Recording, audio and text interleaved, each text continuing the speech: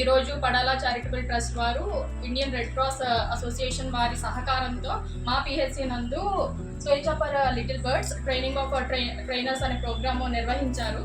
దీంట్లో నాకు బాగా నచ్చింది ఏంటంటే వారు చాలా క్లుప్తంగా అన్ని పాయింట్స్ కవర్ చేశారండి. మెయిన్లీ పర్సనల్ సేఫ్టీ ఎడ్యుకేషన్ అని చెప్పారు. దాన్ని వాళ్ళు డివైడ్ చేసిన విధానాన్ని చెప్పిన పాయింట్స్ చెప్పిన పద్ధతి నాకు చాలా బాగా నచ్చింది. అంటే ఇంతకుముందు చాలా ట్రైనింగ్స్ అయ్యాయి, కానీ ఇక్కడ మాకు ఇంత ఇన్డెప్త్ ఇంత విత్ పవర్ పాయింట్ ప్రజెంటేషన్ ఎవరు అంటే చెప్పలేదు. So I'm very much thankful to the staff, mainly Srinivas garu and team.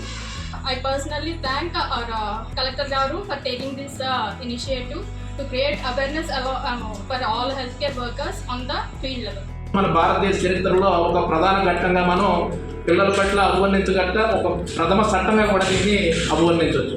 ఆ చట్టాన్ని తీసుకుని ఆ చట్టంలో ఉన్న సెక్షన్స్ ప్రకారం 16వ సెక్షన్ ఏం చెప్తుంది, 19వ సెక్షన్ ఏం చెప్తుంది, 20వ సెక్షన్ ఏం చెప్తుంది, సార్ చాలా విపులంగా చెప్పారు. ఆ చట్టాల పరిధిలోని మనం అందరం కూడా బంధించబడి ఉంటాం. అటు లింగ వివక్షత లేదు, అందరూ కూడా దీనికి ఇదే అవుతారు. స్కూల్కి వెళ్ళినా బయట మన ఫీల్డ్కి వెళ్ళినా మనం ఎంతోమంది ప్రతి గడప ఎక్కుతాం, ప్రతి గడప దిగుతాం. మనం దిగినప్పుడు వాళ్ళని అవేర్నెస్ ఎలా తీసుకురావాలి, వాళ్ళని మనం ఏ రకంగా వాళ్ళ ప్రాబ్లం ఏదైనా ఫేస్ అయితే ఏ రకంగా చెప్పాలా మనం ముందు గ్రహించాలండి.